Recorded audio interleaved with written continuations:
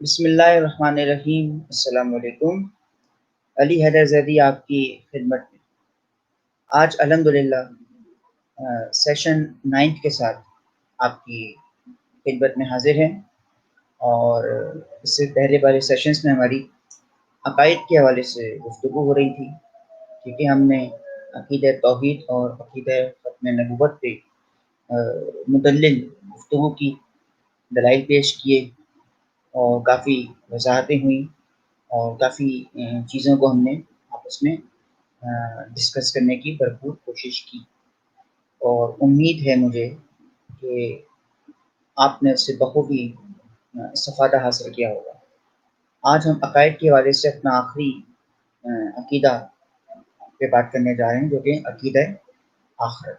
ٹھیک ہے، اچھا، سب سے پہلے اس بات کو سمجھیے گا، اس بات کو واضح طور پہ اپنے ذہن نشین کر لیجئے کہ عقیدہ آخرت کا بیٹا براہ راست تعلق ہے عقیدہ توحید اور عقیدہ ختم نبوت سے۔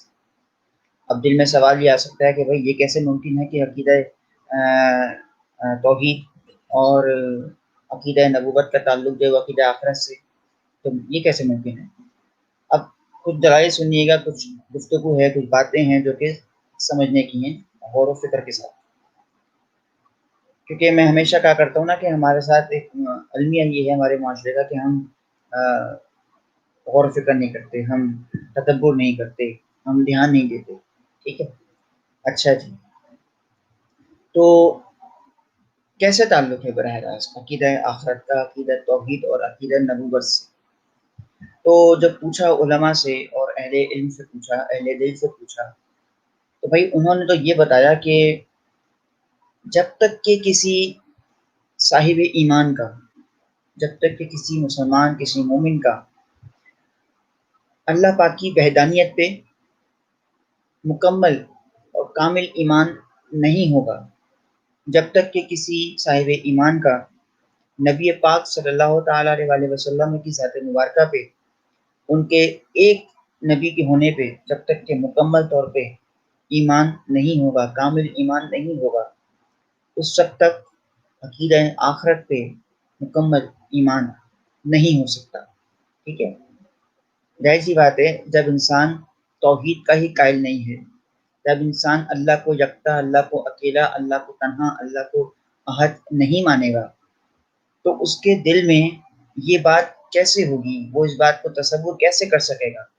وہ اس بات کا گمان کیسے کر سکے گا؟ وہ اس بات کا یقین کیسے کر سکے گا کہ اسے ایک دن کسی کے آگے حاضر ہونا ہے؟ بات سمجھ میں آ رہی؟ جب تک وہ مانے گا ہی نہیں کسی اللہ کو، تو وہ اللہ کے سامنے حاضر ہونے والی بات کہاں سے مان لے گا؟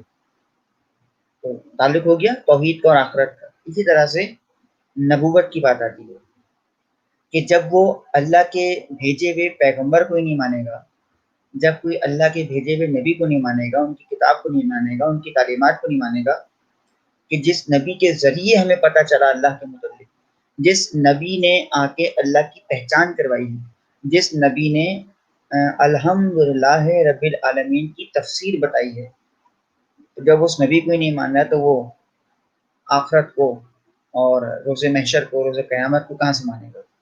ٹھیک ہے، تو یہ چھوٹی سی بات تھی کہ عقیدہ توحید اور عقیدہ نبوت کا براہ راست تعلق ہے عقیدہ آخرت سے۔ جس کا عقیدہ توحید پہ پختہ یقین ہوگا، جس کا اللہ پاک کی ذات پہ مکمل یقین ہوگا، اور جس کا نبی پاک کی ذات پاک پہ مکمل یقین ہوگا، اس شخص کا مکمل طور پہ ایمان ہوگا عقیدہ آخرت۔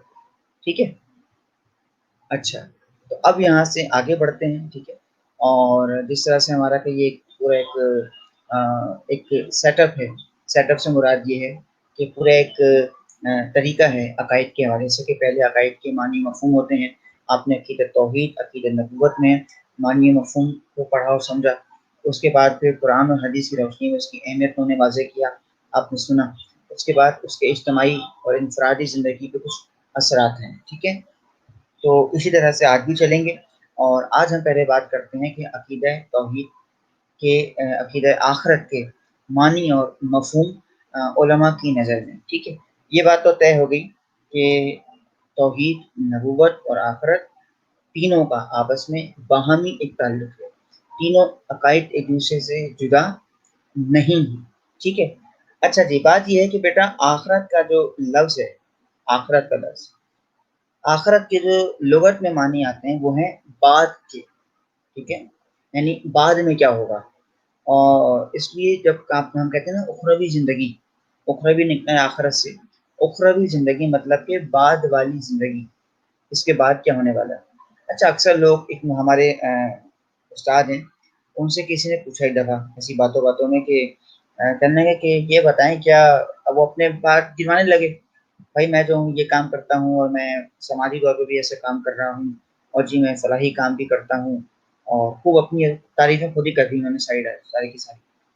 پھر کہنا ہے کیا میری آخرت سمجھ جائے گی، کیا میں آخرت میں کامیاب ہو جاؤں گا؟ تو استاد نے بڑا زبردست جواب دیا ان کو، کہنے کہ اپنی دنیا سدھار لو، دنیاوی زندگی سدھار لو گے تمہاری آخرت خود کا خود سمجھ جائے گی۔ ہمارا کیا المیہ ہے کہ ہم اپنی آخرت کو سدھارنے کے چکر میں بعض اوقات ایسا ہوتا ہے کہ دنیاوی زندگی کو تہس نہس کر دیتے ہیں۔ مثال کے طور پہ آسان سی مثال ہے کہ ہمارے دماغ میں یہ چیز بھر دی گئی ہے کہ صرف نماز ہے اور روزہ ہے اور زکوٰۃ ہے اور حج ہے جو تمہاری بخشش کروائے گا، اس کے علاوہ کچھ نہیں تمہارے کام آئے گا، ٹھیک ہے۔ جبکہ ہم یہ چیز بھول جاتے ہیں کہ اللہ پاک نے قرآن پاک میں بیشتر مقامات پہ، یہاں تک کہ احادیث مبارکہ میں بھی اس چیز کو واضح کر دیا گیا ہے کہ حقوق اللہ سے پہلے وہ حقوق العباد کی بات کرتا ہے۔ اس کی نظر میں بندوں کے حقوق پہلے اہمیت رکھتے ہیں۔ کوئی شخص لاکھ نمازی ہو، تہجد گزار ہو، متقی ہو، پرہیزگار ہو، الحاج ہو اور کئی ان میں خصوصیات ہوں، لیکن اگر اس کا سگا بھائی اس سے ناراض ہے، اس کا پڑوسی اس سے ناراض ہے، اس کے گھر والوں سے بنتی نہیں ہے، ناچاکیاں ہیں، دل میں کینہ ہے، بغض ہے دوسروں کے لیے، تو ایسی عبادات کا اللہ کی نظر میں کوئی فائدہ نہیں ہے۔ خدا کی قسم منہ پہ مار دی جاتی ہے ایسی عبادت کہ تم معبود کو تو خوش کرنے میں لگے ہوئے ہو لیکن بندے کو خوش نہیں کرتے۔ ابو بن ادم والا بات میں نے آپ کو بتائی تھی، شاید آپ کے ذہن میں وہ کہ اللہ نے پیغام دیا تھا حضرت جبریل کے ذریعے کہ اللہ ان سے محبت کرتا ہے جو اللہ کے بندوں سے محبت کرتے ہیں، ٹھیک ہے۔ خیر یہ جو بیچ میں بات آ گئی تو میں نے اس کو وہاں سے کر دیا۔ آخرت کے جو لغوی معنی ہیں اصطلاح میں وہ ہیں بعد والی زندگی، ٹھیک ہے، یعنی بعد میں کیا ہونا ہے، بعد والی زندگی کیا ہے، اس کے مطلب ہے یہ آخرت کے زمرے میں آتا ہے، اخروی زندگی کے زمرے میں آتا ہے۔ اور شریعت کی روح میں یعنی شریعت کے اعتبار سے یہ ہے کہ جب دنیاوی زندگی ختم ہو جائے گی، دنیاوی زندگی یعنی یوں کہہ لو کہ تباہ ہو جائے گی، فنا ہو جائے گی، برباد ہو جائے گی، کچھ نہیں بچے گا، یعنی ادھر یہاں پہ دنیاوی زندگی ختم ہوئی اور ادھر اخروی زندگی شروع ہو گئی، ٹھیک ہے۔ اچھا ایک اور بات میں آپ کو یہاں پہ بتا دوں، آخرت کا سفر کب سے شروع ہوتا ہے؟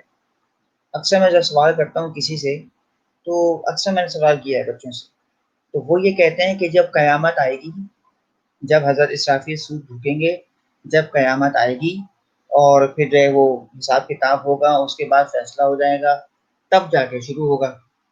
جی نہیں، آخرت کا سفر شروع ہوتا ہے انسان کی آنکھ بند ہونے کے بعد، یعنی ادھر آپ کی آنکھ یہاں بند ہوئی دنیا میں اور آخرت کا سفر شروع ہو جاتا ہے۔ میں تھوڑی سی یہاں پہ اس کی وضاحت کر دیتا ہوں۔ دیکھیے 4 قسم کے عالمین ہیں، ٹھیک ہے۔ سب سے پہلا کہلاتا ہے عالم ارواح، ٹھیک ہے، ارواح، ارواح جمع ہوتی ہے روح کی، ٹھیک ہے، روح کی جمع ہے ارواح، عالم ارواح۔ ایک اصول کے تحت، ایک اپنی منشا کے تحت اللہ پاک نے تمام لاکھوں کروڑوں اربوں خربوں انسانوں کو، سے مسلمان کی بات نہیں کر رہا، لاکھوں کروڑوں اربوں تمام انسانوں کو ایک دفعہ میں اللہ پاک نے سب کو پیدا کر چکا ہے، وہ سب کی روحیں اس نے تخلیق کر دی ہیں۔ وہ تو کہتا ہے کن فیکن، ہو جا، وہ ہو جاتی ہے، ایسے ہی سب کی روحوں کو ایک ساتھ خلق کیا گیا۔ کہاں پہ؟ عالم ارواح میں۔ عالم ارواح کے بعد ایک مقام آتا ہے جسے ہم کہتے ہیں عالم اسباب، یعنی یہ جو ہماری دنیا ہے، یہ جس دنیا میں ہم رہتے ہیں، اسباب نکلا ہے سبب سے، سبب کہتے ہیں وجہ کو، یعنی یہاں پہ ہر کام ایک وجہ کے تحت ہوتا ہے، یہاں پہ وجوہات ہیں زندگی جینے کی، اس دنیا میں کچھ وجوہات کے تحت انسان جی رہا ہے، اس لیے اس کو عالم اسباب کہا جاتا ہے۔ عالم ارواح سے آتا ہے انسان عالم اسباب میں، ٹھیک ہے، اور پھر عالم اسباب سے یہاں پہ جب انسان اپنی زندگی جی لیتا ہے، جتنی وہاں سے دکھا کے آتا ہے، جب اس کی روح قبض ہو جاتی ہے، جب اس کی روح کو فرشتہ نکال لیتا ہے، تو جیسے ہی روح نکالتا ہے اسی وقت آغاز ہو جاتا ہے آخرت کے سفر کا، اور عالم اسباب کے بعد شروع ہوتا ہے عالم برزخ، ٹھیک ہے۔ برزخ کیا ہے؟ قبرستان میں جو قبریں ہیں، جو نیچے پوری ایک وادی ہے، وہ بھی پوری آپ کو پتہ ہے، ایک آسان الفاظ کہہ رہا ہوں، ایک سوسائٹی ہے وہاں پہ، اوپر زندہ لوگوں کی بستی ہے، نیچے جو لوگ مر چکے ہیں ان کی باقاعدہ بستی ہے وہاں پہ، اسے کہتے ہیں عالم برزخ، جہاں پہ ہر بندے جو صاحب قبر ہے اس کے معاملات ہوتے ہیں زندہ لوگوں کے ساتھ۔ مثال دے دوں کہ ایک شخص ہے، اس نے ادھار لیا تھا کسی سے، ٹھیک ہے، اور اس کا انتقال ہو گیا اچانک سے، تو کہتے ہیں کہ اب وہ جو صاحب قبر ہے، اب اس کا معاملہ ہے اس شخص کے ساتھ جس سے اس نے ادھار لیا تھا، جب تک کہ وہ اس کو معاف نہیں کرے گا، یا اس مرنے والے کے جو گھر والے ہیں لواحقین ہیں، اگر جب تک کہ وہ اس کے پیسے نہ ادا کر دیں، تب تک قبر میں اس کو مشکلات کا سامنا کرنا پڑے گا، کرتا رہے گا۔ اسی لیے کہا جاتا ہے، آپ نے عموماً دیکھا ہوگا تمہارے لڑکے حضرات جاتے ہیں قبرستان وغیرہ میں تدفین میں، وہاں پہ کیا ہوتا ہے، جب میت دفنا دیتے ہیں، وہاں سے آ رہے ہوتے ہیں، تو ایک گھر کا سربراہ ہوتا ہے، وہ یہ آواز بلند کرتا ہے کہ اگر کوئی لین دین ہے کسی کا تو وہ ہم سے رابطہ کرے، ایسے ہی ہوتا ہے۔ اور اسی لیے شریعت کا حکم ہے کہ جب بھی، یہ میں آپ کو حدیث رسول سنا رہا ہوں کہ سرکار کا فرمان ہے کہ جب بھی رات کو سویا کرو، جب بھی رات کو سویا کرو، بستر پہ لیٹا کرو سونے کے لیے، تو سب سے پہلے جملہ ادا کیا کرو کہ سب کو معاف کر کے سویا کرو۔ جملہ کیا ہے؟ سب کو معاف کر کے سویا کرو، اور جملہ ایسے ادا کرو کہ پروردگار اگر، یہ میں مفہوم بیان کر رہا ہوں، کہا کہ پروردگار اگر میری طرف سے کسی کی دل آزاری ہوئی، اگر کسی کی طرف سے میری دل آزاری ہوئی ہے، یعنی اگر کسی نے بھی میرا دل دکھایا ہے، کسی نے میری دل آزاری کی ہے، کسی نے میری حق تلفی کی ہے، یا میرے ساتھ کوئی برائی کی ہے، میرے ساتھ کوئی ناحق کیا ہے، پروردگار تجھے گواہ بنا کے میں اسے معاف کرتا ہوں۔ پھر جملہ کہہ دوں کہ اگر کسی نے بھی میرے ساتھ کوئی حق تلفی کی ہے، میرے ساتھ کوئی برائی کی ہے، میرے ساتھ کچھ برا کیا ہے، یا میرے حق میں کچھ برا کیا ہے، تو میں تجھے گواہ بنا کے اس کو معاف کرتا ہوں۔ کہا کہ خدا کی قسم پروردگار اسی وقت اس کے صدقے میں تمہیں معاف کر دے گا۔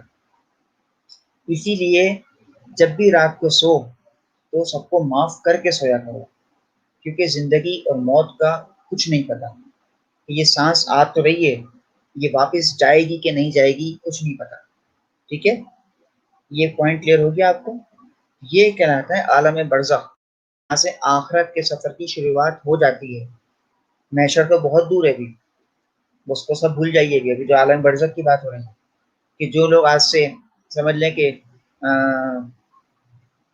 5000 سال پہلے مرے ہوں گے، وہ سب کہاں ہیں آج کل؟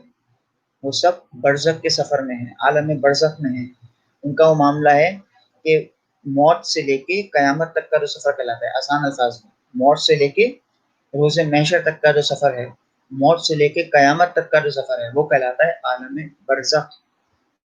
مرنے والوں، جو شخص مر گیا ہے اس کے معاملات ہوتے ہیں کس کے ساتھ؟ جو زندہ ہے اس کے ساتھ معاملات ہوتے ہیں، ٹھیک ہے۔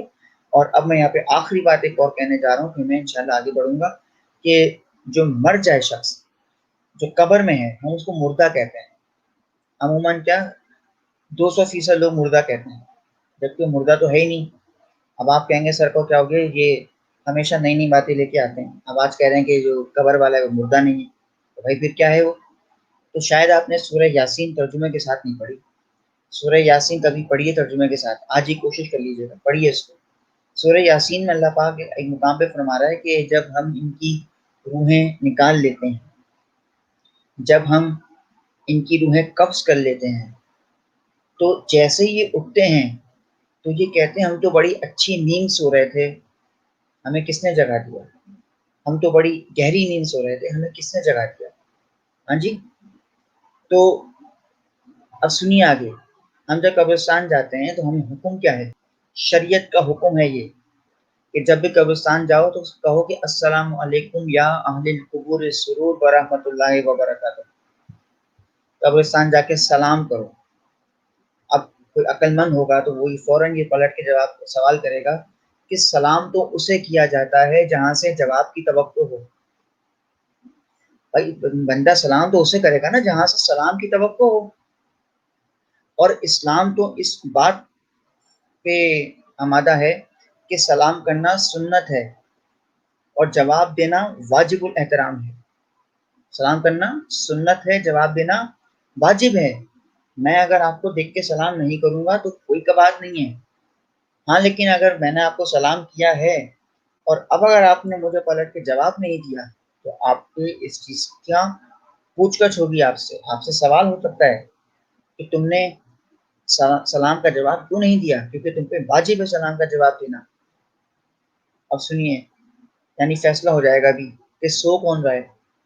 تو ہم جب قبرستان جاتے ہیں ہم سلام کرتے ہیں صاحب قبر کو، السلام علیکم یا اہل القبور۔ بات یہ ہے اہل علم کہتے ہیں، اہل دل کہتے ہیں، علماء کہتے ہیں، انبیاء کرام فرما کے چلے گئے، حدیث رسول ہے کہ پلٹ کے جواب بھی آتا ہے، صاحب قبر پلٹ کے جواب دیتا ہے وعلیکم السلام، وہ بھی اس دنیا سے گیا ہے نا۔ تو اب بات یہاں پہ یہ ہے کہ ہم اس کو سلام کرتے ہیں، ٹھیک ہے، وہ جس قبر میں ہے ہمارا سلام سنتا بھی ہے اور پلٹ کے جواب بھی دیتا ہے۔ ہم صرف سلام کرتے ہیں، جواب سن نہیں پاتے۔ تو اب اپنے ایمان سے بتاؤ اور دل پہ ہاتھ رکھ کے بتاؤ کہ سو کون رہا ہے؟ ہم سو رہے ہیں یا وہ سو رہے ہیں؟ اصل میں ابھی ہم سوئے ہوئے ہیں، یہ دنیاوی زندگی ہے، ابھی ہم سوئے ہوئے ہیں، ہم جگائے جائیں گے سورہ یاسین کی روشنی میں، ہم جگائے جائیں گے جب روح نکال لی جائے گی، اصل سفر وہاں سے شروع ہوگا۔ اصل زندگی تو پھر وہ ہے جو ابدی زندگی ہے اور ہمیشہ ہمیشہ کے لیے وہی زندگی رہے گی، ٹھیک ہے، یہ بات کلیئر ہو گئی یہاں تک؟ چلیے، یہ اصل میں باتیں ایسی ہوتی ہیں ہمیں پتہ ہونی چاہیے، اور میں اس لیے بتاتا رہتا ہوں کہ کبھی اگر ہم بیٹھ جائیں پڑھے لکھے لوگوں میں جا کے تو وہاں ہم یہ باتیں کر سکتے ہیں ان سے، ٹھیک ہے جی۔ چلیے جی، تو اب یہاں پہ ہم بات کرتے ہیں، تھوڑا سا جملہ کہہ دوں آخرت کے بارے میں، کہ جیسے میں نے آپ کو اس کے معنی بتائے، اس کے لغت کے حوالے سے معنی بتائے، ٹھیک ہے، اور پھر یہ ہے کہ یہ ایک مرنے کے بعد ایک ایسی زندگی ہے جو ہمیشہ باقی رہنے والی ہے، ٹھیک ہے، کبھی ختم نہیں ہونے والی، اور آخرت کے معنی میں نے آپ کو کیا بتائے؟ بعد والی، ٹھیک ہے، اور اخروی زندگی، بعد والی زندگی، اس میں کیا ہونے والا ہے جب دنیاوی زندگی ختم ہو جائے گی، فنا ہو جائے گی، سب کچھ ختم ہو جائے گا، ٹھیک ہے۔ اب ذرا قرآن سے پوچھتے ہیں کہ قرآن کی روشنی میں عقیدہ آخرت کی کیا اہمیت ہے، کیا منزلت ہے اور کیا قدر و قیمت ہے، ٹھیک ہے۔ میں ہمیشہ کی طرح چند آیات کا ترجمہ آپ کے سامنے پیش کروں گا۔ اللہ پاک سورہ بقرہ کی آیت نمبر 62، آیت نمبر 62 میں فرما رہا ہے کہ اللہ سے ڈرو اور جان رکھو تمہیں اس کے پاس حاضر ہونا ہے، یعنی ایک دن ایسا آنا ہے کہ تمہاری پیشی، ہماری پیشی اللہ کی بارگاہ میں ہوگی، ٹھیک ہے، آخرت کے حوالے سے۔ اچھا، پھر سورہ توبہ کی آیت نمبر 81 میں اللہ پاک فرماتا ہے جہنم کی آتش دنیا کی گرمیوں سے زیادہ سخت ہے، یعنی یہاں پہ وہ ڈرا رہا ہے جہنم سے، وہ بتا رہا ہے کہ جہنم کی جو آگ ہے وہ کس طرح سے جلا دیتی ہے، جہنم کی آگ دنیا کی گرمی سے کہیں زیادہ تپش والی ہے، ٹھیک ہے۔ اسی لیے کہتے ہیں، مجھے دیکھیں بات یہاں پہ یاد آ گئی کہ آج کل ویسے کراچی میں آپ دیکھ رہے ہیں جس طرح کا موسم ہے، کبھی بہت زیادہ گرمی پڑ رہی ہے کچھ ہے، تو جب بہت زیادہ گرمی پڑا کرے، یہ میں حدیث رسول بتا رہا ہوں، اس بات کو نوٹ کر لیں، جب بہت زیادہ گرمی پڑا کرے، ٹھیک ہے، ٹیمپریچر آپ کا 40 سے بھی اوپر چلا جائے، حبس ہو، گرمی ہو، تو یہ دعا پڑھا کریں کہ بسم اللہ الرحمن الرحیم اللہم اجرنی من النار، اللہم اجرنی من النار، اے میرے پروردگار مجھے جہنم کی آگ سے بچا، ٹھیک ہے۔ یعنی بات واضح ہو گئی کہ دنیا کی گرمی سے تو کہیں زیادہ گرم جہنم کی گرمی ہے. ٹھیک ہے، یہ کچھ باتیں ہوتی ہیں بیچ میں یاد آتی رہتی ہیں آپ کے فائدے کے لیے. اور سب سے بہترین جو آیت ہے سورہ انبیاء آیت نمبر 35، بڑی مشہور آیت، کل نفس ذائقۃ الموت، ہر نفس کو موت کا ذائقہ چکھنا ہے. اس آیت میں تھوڑا سا میں اشارہ دے کے آگے بڑھ جاؤں گا اور احادیث پہ آؤں گا. کل نفس ذائقۃ الموت، کہا کہ ہر نفس کو موت کا ذائقہ چکھنا ہے. اب دیکھو والی بات، برزخ والی بات تو آپ کو یاد ہوگی. ٹھیک ہے کہ عالم برزخ سے اصل سفر شروع ہوتا ہے. ٹھیک ہے، عالم برزخ سے اصل آخرت کا سفر شروع ہو رہا ہے. دیکھیں انسان کی جب تخلیق کی اللہ پاک نے، اس نے مٹی سے، ٹھیک ہے، مٹی اٹھائی. ٹھیک ہے، مٹی سے آدم علیہ السلام کی تخلیق ہوئی تھی، ایسا ہی ہے. ٹھیک ہے، اور روح قبض کری، مٹی لی زمین سے، روح عرش پہ تھی. ٹھیک ہے، اور جب وہ گونا گیا خمیر، ٹھیک ہے، اس میں حکم ہوا کہ جی چلو، روح کو حکم ہوا کہ اس میں داخل ہو جاؤ. ایسا ہی ہے. تو جب انسان کی تخلیق کی اللہ پاک نے، وہ کیا ہے، مٹی لی ہے زمین سے، ٹھیک ہے، روح لی ہے عرش سے. صحیح. جب انسان کی موت واقع ہوتی ہے تو کیا ہوتا ہے، روح جہاں سے آتی ہے وہاں چلی جاتی ہے، عرش پہ. صحیح. جسم مٹی سے اٹھایا تھا، واپس مٹی میں چلا گیا. بھائی خدا کی قسم بڑا زبردست جملہ کہنے جا رہا ہوں، جملہ ضائع نہیں کیجیے گا جہاں جہاں آواز جا رہی ہے، کہ اللہ پاک نے روح کو لیا عرش سے، روح نکال لی، روح عرش پہ چلی گئی. جسم اٹھایا تھا مٹی سے، جسم واپس مٹی میں چلا گیا. تو یہ موت کس کو آئی؟ اب سمجھیے اب آیت کو، کل نفس ذائقۃ الموت، ہر نفس کو موت کا ذائقہ چکھنا ہے. موت آتی ہے نفس کو، موت جسم کو نہیں آتی، موت روح کو نہیں آتی، موت نفس کو آتی ہے. اسی لیے جگہ جگہ یعنی موت سے مراد یہ کہ موت کا ذائقہ چکھتا ہے نفس. اسی لیے جگہ جگہ اللہ تعالیٰ نے کہا کہ اپنے نفس کو پاک رکھو، اپنے نفس کو پاک رکھو، اپنے آپ کو خواہشات سے پاک رکھو، اپنے اعمال کو درست کرو، اپنے اعمال کو نیک کرو. سمجھے؟ روح کو موت نہیں آتی، جسم کو موت نہیں آتی، نفس کو موت کا ذائقہ چکھتا ہے، اصل ہے نفس. تو پتہ چلا کہ جس کا نفس پاک و پاکیزہ ہوگا دنیا میں، جس کا نفس تقویٰ سے لبریز ہوگا دنیا میں، اس کا نفس آخرت میں بھی زندہ رہے گا، پلڑا بھاری رہے گا. اور جس کا نفس دنیا میں خواہشات سے بھرا ہوگا، گناہوں سے بھرا ہوگا، آلودہ ہوگا، گندا ہوگا، اس کے نفس کو موت آئے گی ہی آئے گی. یہ بڑی پتہ کی بات میں نے آپ کو بتائی، اس میں غور کیجیے گا دوبارہ. ٹھیک ہے، اور آگے ایک آیت مزید ہے کہ سورہ بقرہ آیت نمبر 4 میں، کہ اور وہ آخرت کے دن پر یقین رکھتے ہیں. یہ اہل ایمان کی نشانی بتا رہا اللہ پاک سورہ بقرہ میں کہ وہ آخرت کے دن پر یقین رکھتے ہیں. اب آتے ہیں احادیث میں، اور احادیث کی روشنی میں چند باتیں ہیں آخرت کے حوالے سے. سرکار کا فرمان ہے کہ تم میں سے ہر شخص کا ٹھکانہ لکھ دیا گیا ہے، کسی کا جنت ہے اور کسی کا دوزخ ہے. ٹھیک ہے، یہ سرکار کا فرمان ہے آخرت کے حوالے سے. اور ابن ماجہ میں سرکار فرماتے ہیں، اللہ کے رسول فرما رہے ہیں کہ قبر آخرت کی منزلوں میں سے سب سے پہلی منزل ہے. اب آپ دیکھیے، میں نے ابھی آپ کو کیا بتایا تھا کچھ دیر پہلے، کہ آخرت کا سفر کا جو آغاز ہوتا ہے، وہ جیسے ہی ہماری آنکھ بند ہوتی ہے دنیا میں، جیسے ہی روح نکال لی جاتی ہے، آخرت کے سفر کا آغاز ہو جاتا ہے. ٹھیک ہے، جسے عالم برزخ کہا جاتا ہے. اور برزخ کی جو حد ہے وہ موت واقع ہونے سے لے کے روز قیامت تک کی ہے. ٹھیک ہے، اب یہاں پہ کیا بات آ رہی ہے حدیث رسول میں، کہ قبر آخرت کی منزلوں میں سے پہلی منزل. ٹھیک ہے، بات واضح ہو گئی. حدیث سے بھی بات، میں نے اپنی بات کو اتھینٹک ثابت کر دیا اور واضح کر دیا الحمدللہ. اور پھر ایک حدیث رسول ہے کہ موت ایک پل ہے، موت یعنی ایک لمحہ ہے جو ایک حبیب کو دوسرے حبیب سے ملا دیتا ہے. آئے ہائے ہائے. یعنی اب آپ کو دیکھے بات یاد آئی میری اس دن والی، پہلے ہماری اس بارے میں بات ہوئی، محبوب اور محب. آپ کو یہ اصطلاح یاد ہوگی، یاد ہے نا، محبوب اور محب. اگر میں کہوں کہ میں محبوب خدا ہوں، مطلب خدا مجھے چاہتا ہے. میں کہوں محب خدا، اس کا مطلب کیا ہے کہ خدا اور مجھ میں چاہت دو طرفہ ہے، محبوب خدا اور محب خدا، یعنی میں بھی خدا کو چاہتا ہوں، خدا بھی مجھے چاہتا ہے. آپ کو میں نے بڑے اس دن اشارے دیے تھے، خواجہ نظام الدین والا واقعہ میں نے آپ کو بتایا تھا کہ محب بن کے جینا ہے کہ محبوب بن کے جینا ہے. میں نے خلیفہ ہارون رشید والا واقعہ آپ کو بتایا تھا، یاد ہوگا آپ کو. تو یہ کیا ہے کہ محب اور محبوب، جب انسان دنیا میں چاہت ایسی ہو، عبد اور معبود کا رشتہ ایسا ہو کہ دونوں میں یک طرفہ چاہت ہو، دو طرفہ نہیں، یک طرفہ ہی. اب دیکھو یہاں پہ جملہ میں کہہ دوں، دو طرفہ اور یک طرفہ میں فرق کیا ہوتا ہے؟ یک طرفہ کیا ہوتا ہے؟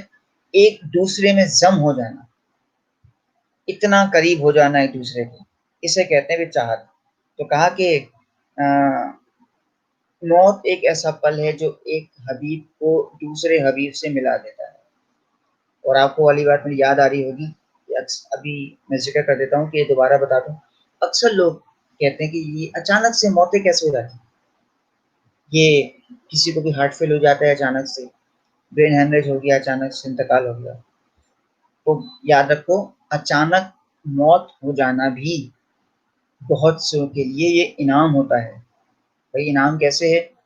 وہ اس طرح سے ہے، میں دوبارہ سے بات دہرا دیتا ہوں کہ جب خلیفہ ہارون رشید اپنے محل کی چھت پہ تھا اور دیکھا ایک شخص نیچے بیٹھا ہوا ہے، اور اس نے اپنے سپاہی سے پوچھا کون بیٹھا ہوا ہے؟ کہا کہ کوئی دیوانہ ہے، مٹی میں پتہ کیا بناتا رہتا ہے، گھر بناتا ہے. کہا فوراً پیش کرو اس کو میرے پاس. ابھی کہا ہی تھا ہارون نے، لمحوں میں جو نیچے بہلول بیٹھا ہوا تھا، فوراً لمحوں میں اس کو ایک ڈولی میں ڈالا گیا، اوپر سے رسی سے کھینچا گیا، آ گیا.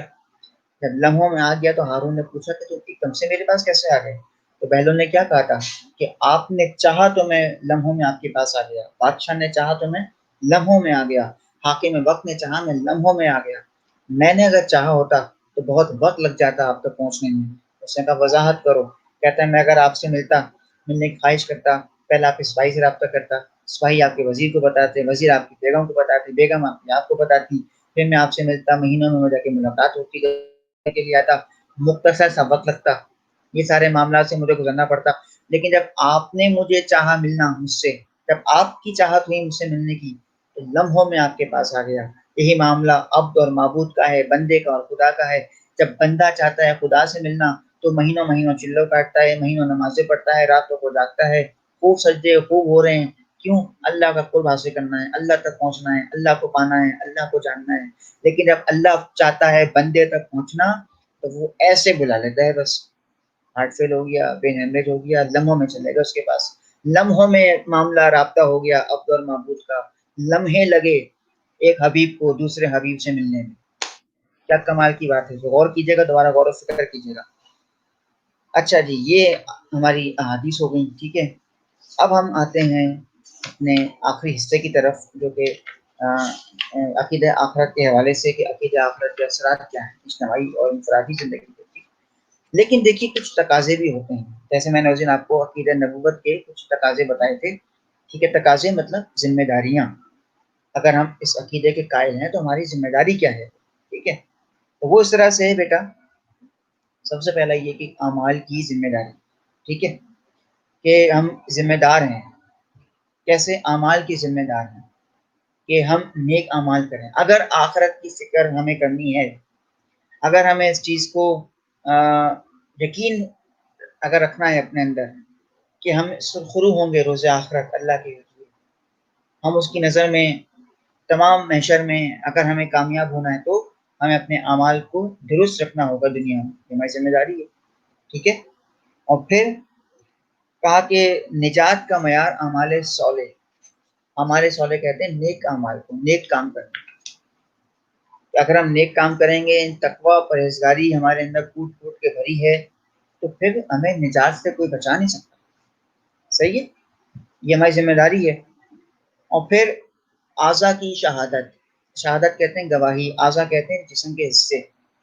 یہ بات تو آپ کو پتہ ہی ہے، آپ نے اس سے پہلے بھی سن رکھا ہے کہ روز محشر یہ جو ہمارا ہاتھ ہے، ہمارے پاؤں ہیں، ہماری آنکھیں ہیں، ہماری زبان ہے، ہمارے دماغ ہے، ہمارا دل ہے، ہمارے کان ہیں، یہ تمام اعضاء گواہی دیں گے ہماری، اب وہ چاہے ہم نے نیک کام کیا ہو چاہے ہم نے کوئی برا کام کیا، تمام اعضاء گواہی دے رہے ہوں گے کہ اس شخص نے یہ بھی کیا، اس نے مجھ سے یہ کروایا، اس نے مجھ سے یہ کروایا۔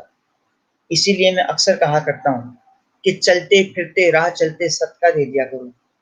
اب مجھ سے اس دن کسی نے پوچھا کہ بھائی کیا جیب میں کیا کتنے سکے بھر لیں، کتنے پیسے رکھ لیں، چلتے پھرتے صدقہ دے دے رہے ہیں؟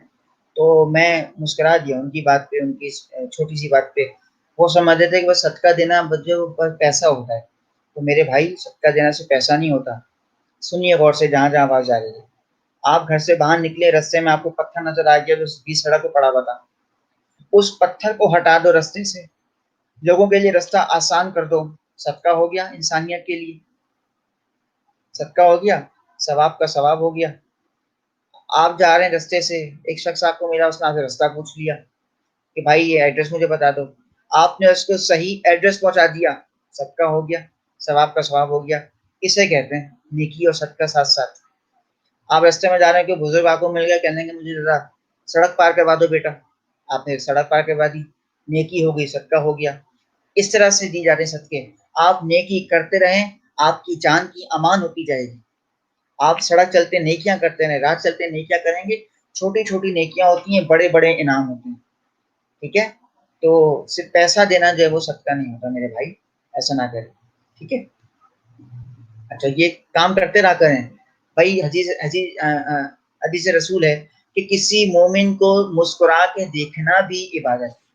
بتائیے، صدقہ ہے، نیکی ہے، کسی مومن سے ہنس کے بات کر لینا، مسکرا دینا بھی نیکی ہوتی ہے۔ صحیح، چھوٹی چھوٹی باتیں ہیں، اس کو غور کیا کیجیے۔ اور پھر فرمایا کہ سب سے بڑی بات یہاں پہ اب ہم آگے بڑھ رہے ہیں، اور یہ ہے کہ عقیدہ آخرت کے انسانی زندگی کے جو اثرات ہیں، میں نے بھی تقاضے آپ کو بتائے تھے، اب ہے کہ اس کے انسانی زندگی کے اثرات کیسے مرتب ہوتے ہیں۔ سب سے پہلے یہ ہے کہ بہادری کیسے اثر انداز ہو رہی ہے۔ دیکھیے، جب انسان کے دل میں، ایک مومن کے دل میں، مسلمان کے دل میں یہ جذبہ ہوگا کہ میں نے اسے محشر اپنے اعمال کے ساتھ اللہ کے حضور پیش ہونا ہے، تو سب سے پہلے اس کو اپنے دل سے ڈر نکالنا ہوگا، خوف کو نکالنا ہوگا۔ المیہ یہ ہے، بڑی معذرت کے ساتھ میں ہاتھ جوڑ کے کہہ رہا ہوں، بڑا المیہ ہے، مولوی صاحبان نے ہمیں ڈرا بہت دیا اللہ پاک سے، اللہ سے ہمیں بہت دور کر دیا۔ میں نے بتایا تھا نا کہ ہم اللہ سے جب دور ہوئے تو توحید خود بخود ہماری کمزور ہو گئی، عقیدہ توحید، اور جب عقیدہ توحید کمزور ہوگا تو خود بخود عقیدہ نبوت اور عقیدہ آخرت بھی کمزور ہوتا چلا جائے گا۔ مولوی صاحب بتاتے رہیں گے کہ جی قبر میں بچھو بھی تمہیں کاٹیں گے اور سانپ بھی تمہیں کاٹیں گے اور تمہیں عذاب آ جائے گا، گرم گرم سلاخیں ہوں گی تمہاری، اس کان سے ڈال کے اس کان سے نکال دی جائے گی، یہ ہو جائے گا اور وہ ہو جائے گا۔ تو بھائی کچھ اور بھی بتا دو، یہ بھی تو بتا دو کہ 70 ماؤں سے زیادہ چاہتا ہے اپنی مخلوق کو، یہ نہیں بتا رہے تم، یہ نہیں بتا رہے کہ وہ شہر سے زیادہ قریب ہے اپنی مخلوق کے، یہ بھی تو باتیں بتایا کرو، یہ نہیں بتائیں گے۔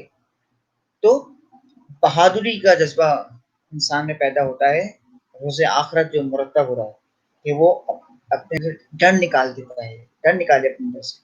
بھائی میں ابھی آپ نے اس سے پہلے کیا پڑھا ہے کہ محبوب سے ملنے جا رہا ہوتا ہے، تو جب محبوب سے ملنے جا رہا ہوتا ہے نا، تو وہ ڈر نہیں ہوتا، خوشی ہوتی ہے، پھر ایک اطمینان نہیں ہوتا، اضطراب ہوتا ہے، بے چینی ہوتی ہے ملنے کی، ٹھیک ہے؟ ہماری باتیں ایسی ہوتی ہیں تو آپ لوگ کو اس پہ غور و فکر کرنے کی ضرورت ہے۔ پھر ہے عاجزی و انکساری، یعنی سادگی آتی ہے، سادگی۔ ظاہر سی بات ہے جب اپنے اللہ کے حضور حاضر ہوں گے روز قیامت، جب اللہ کے سامنے پیش ہوں گے، تو ایسا تھوڑی ہے کہ اکڑ کے کھڑے میں تکبر والے انداز میں، جیسے نماز پڑھتے ہیں۔ بھائی نماز کیا ہے؟ ہم اللہ کے سامنے پیش ہو رہے ہیں، اللہ کی بارگاہ میں پیش ہو رہے ہیں، اسی لیے ہمیشہ حکم ہے کہ نیچے دیکھ کے نماز پڑھو، مصلی بھی نگاہ ہوتی ہے ہمیشہ۔ کبھی کوئی شخص اگر نماز میں ایسے سے یوں سر اٹھا لے تو کہتے ہیں تمہاری نماز نہیں ہے۔ کیوں؟ نماز ہمیں عاجزی اور انکساری سکھاتی ہے، اس طرح سے کہ تکبر نہ رہے، غرور نہ رہے، ٹھیک ہے؟ ابھی انشاءاللہ آگے ہم جب عبادات پڑھیں گے وہاں یہ والی بات میں دوبارہ ڈسکس کروں گا آپ سے، ٹھیک ہے؟ تو عاجزی انکساری کا جذبہ پیدا ہوتا ہے انسان میں روز آخرت سے، اللہ کے حضور حاضر ہوگا، جھک کے کھڑا ہوگا، تعظیم میں کھڑا ہوگا، ادب احترام کے ساتھ کھڑا ہوگا، اور ساری زندگی وہ اسی اس میں عمل کرتا ہے کہ سادگی کے ساتھ زندگی گزارتا ہے کہ میں نے آگے بھی تو سادگی سے رہنا ہے. جب آگے بھی سادگی سے رہنا ہے اور تحمل سے ان کے سارے کے ساتھ رہنا ہے تو کیا فائدہ بس زندگی میں ایسے غرور تکبر کا. ٹھیک ہے جی. پھر ایک بڑی اچھی بات پرہیزگاری، تقویٰ، پرہیزگاری، کہ وہ ساری زندگی پرہیزگار بن کے جیتا ہے، گناہوں سے بچتا ہے. یہ سوچ کے کہ مجھ سے گناہ سرزد ہو گیا تو میرا رب تو مجھ سے ناراض ہو جائے گا اور پھر مجھ سے ملاقات بھی نہیں کرے گا. تو اس ملاقات کی ہی لالچ میں ہی صحیح گناہ نہیں کرتا، بچ کے رہتا ہے گناہوں سے. ٹھیک ہے. برائیوں سے نفرت کرتا ہے. دیکھیے برائی سے نفرت ہے کہ برائیوں سے نفرت، بھاگتا ہے وہ گناہوں سے، دور رہتا ہے وہ گناہوں سے. پتہ ہے اگر میں کوئی ایسا کام کر جاؤں گا جو میرے رب کے نزدیک ناپسندیدہ ہے تو میرا رب مجھ سے ناراض ہو جائے گا. مجھے تو میرے رب کو راضی رکھنا ہے. ٹھیک ہے. اور پھر بڑا اچھا ہے کہ احساس ذمہ داری، یہ ذمہ داری کا احساس ہوتا ہے. اس کو پتہ ہوتا ہے ایک ذمہ دار شخص بن کے جیتا ہے، ایک ذمہ دار مومن بن کے جیتا ہے، اپنی ذمہ داری بخوبی نبھاتا ہے جو دین کی طرف اس کی ذمہ داریاں ہیں، اور دین کے ساتھ ساتھ وہ دنیا کو بھی نبھا رہا ہوتا ہے. ٹھیک ہے.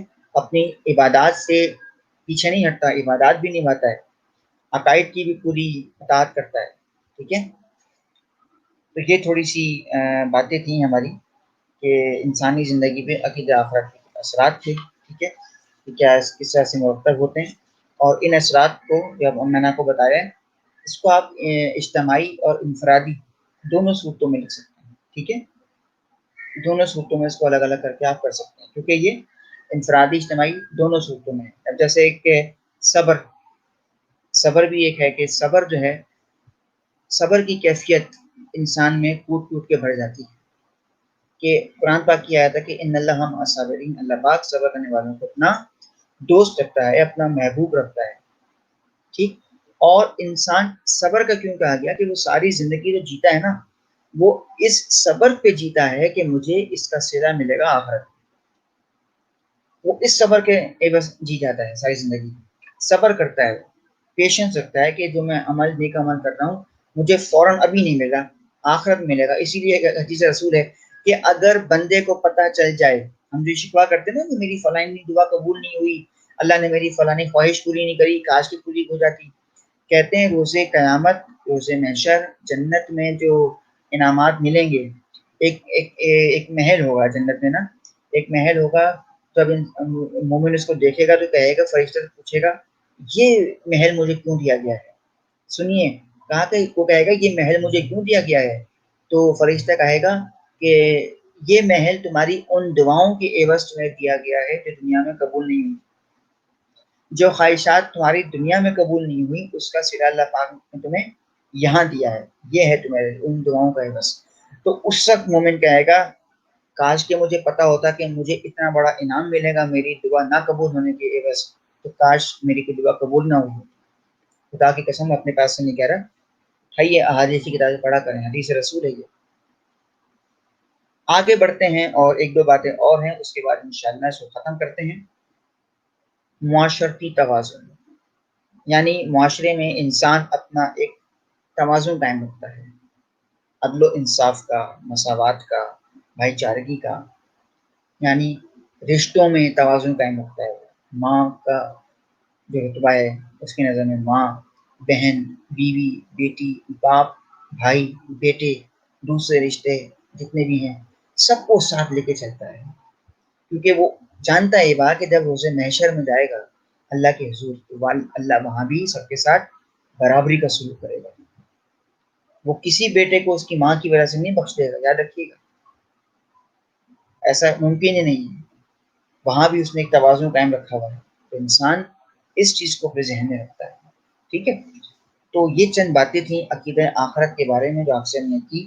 یقیناً آپ نے اس سے کافی کچھ سیکھا ہوگا، اور کچھ پوچھنا ہو، کچھ سمجھ میں نہ آیا ہو، ہمیشہ میں کہتا ہوں کہ آپ ہمیشہ مجھ سے پوچھ سکتے ہیں، مجھے میسج کیجیے، کبھی بھی پوچھ سکتے ہیں، ہم حاضر ہیں. ٹھیک ہے. تو انشاءاللہ آپ سے ملاقات ہوگی اگلے سیشن میں. اور یہ عقائد کی بات ہماری یہاں مکمل ہو گئی. میں تھوڑی سی بات کو دہرا دیتا ہوں امتحانی نقطہ نظر سے کہ عقیدہ توحید، عقیدہ نبوت، عقیدہ آخرت، تینوں میں آپ نے ایک چیز کامن ہے اس آپ کے امتحان میں.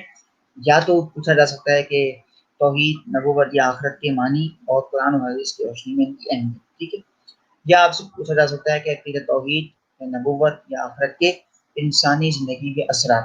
اب یا تو وہ اجتماعی پوچھے جا سکتے ہیں یا انفرادی پوچھے جا سکتے ہیں. ٹھیک ہے. تو انشاءاللہ آپ سے ملاقات ہوگی اگلے سیشن میں. تب تک اپنا بہت خیال رکھیے گا. جزاکم اللہ خیر و تسلیمات.